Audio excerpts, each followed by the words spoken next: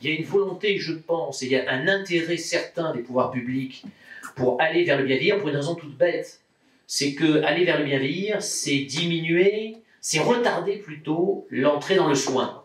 C'est-à-dire que si on arrive, en théorie, si on arrive à bien vieillir, normalement, on va être en situation de maladie chronique plus tard, puisque la problématique du bien vieillir, c'est à un moment donné de basculer dans la maladie chronique. Les pouvoirs publics se disent, si on arrive à promouvoir le bien vieillir, normalement, on devrait retarder la bascule dans la maladie chronique, et donc ce sont des économies considérables sur le plan budgétaire pour la collectivité. Je crois qu'il y a une vision aussi de la collectivité et des gestionnaires qui va dans ce sens-là, donc il y a tout intérêt. Mais c'est aussi, je dirais, une politique qui est souhaitée depuis longtemps par l'Organisation mondiale de la santé.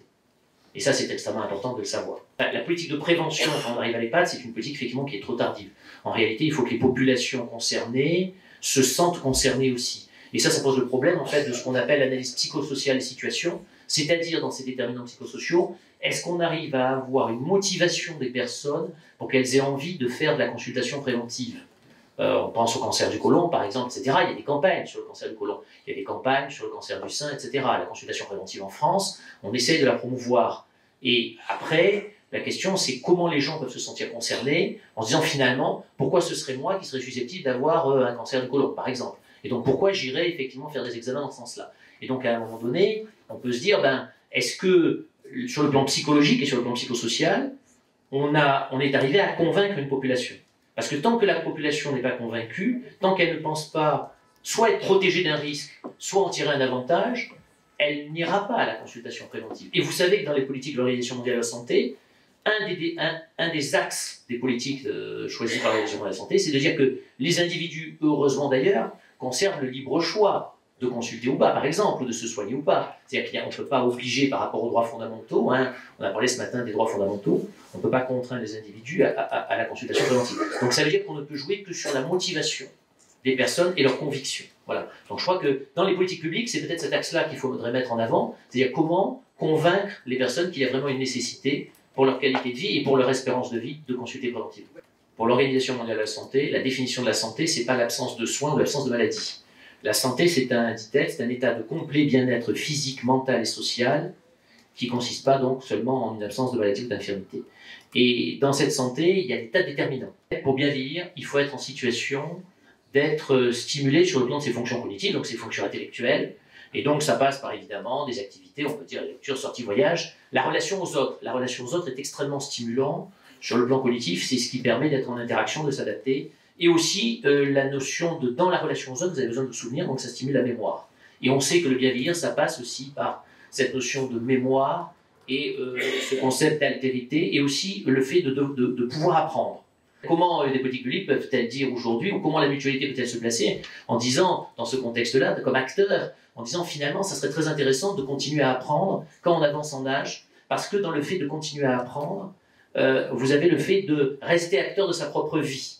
Et par exemple, si on reste acteur de sa propre vie, on ne part pas vers une dépression, puisqu'on a l'impression de garder la maîtrise de sa propre vie. Et le problème de l'avancée en âge à un moment donné, c'est qu'on a l'impression d'être une coquille de noix qui est emportée par le temps, qui dévie, et d'avoir perdu cette maîtrise-là.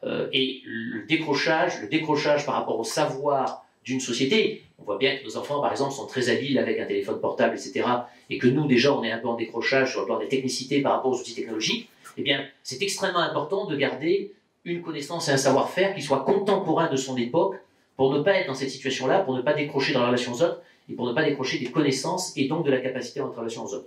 La deuxième chose qui est indiquée pour le bien vieillir, c'est le penser à soi. Alors, penser à soi, ça veut dire quoi? Ça veut dire qu'à un moment donné, quand on avance en âge, il faut se donner les moyens de commencer ou de continuer à vivre ses passions. Et puis aussi le logement, on en a parlé tout à l'heure.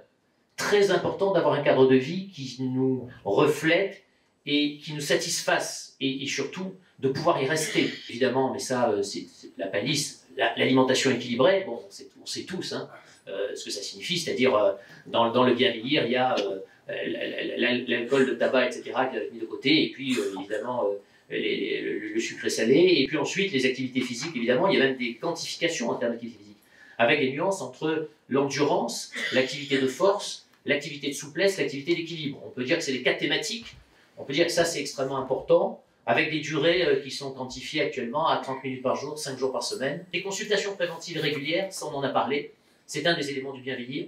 L'ostéoporose, qui aujourd'hui, par rapport à certains médecins aujourd'hui, il faut bien le dire, refusent les ostéodentiométries en disant que c'est pas nécessaire. C'est nécessaire à partir de 60 ans. Il faut en faire. Et on arrive parfois à des situations catastrophiques avec des fractures spontanées. Donc là, il y a vraiment une activité de consultation préventive, évidemment. Les interactions médicamenteuses qui sont, à partir de 70-75 ans, la cause de la mauvaise prise de médicaments de 10% d'hospitalisation. Incroyable. Donc là aussi, on a des politiques préventives à mener sur le bien vieillir. Aussi, quelque chose qui est important, c'est dans ce contexte-là, à un moment donné, on n'en parle jamais, ça, dans le bien vieillir, c'est qu'à un moment donné, quand les choses basculent, que fait-on de ceux qui sont en train de vieillir autour? Le conjoint, qui a à peu près le même âge, mais qui devient un aidant de fait. Cet aidant-là, comment on s'en occupe, comment on le soutient? En France, il y a toute une interrogation sur la politique d'aide aux aidants. Et quand les gens n'arrivent plus tout à fait à vivre chez eux de manière totalement indépendante, est-ce que pour autant ils doivent aller dans un établissement? Est-ce qu'il n'y a pas un modèle intermédiaire? On peut agir sur les déterminants de santé, sur des déterminants sociologiques, sur des déterminants psychologiques, sur des déterminants de comportement. Et donc, on a un chantier magnifique. Ce qui a toujours différencié les mutuelles du simple assureur, en tout cas c'était notre ADN, c'était de dire que nous, on n'était pas simplement des acteurs d'un remboursement, on allait beaucoup plus loin.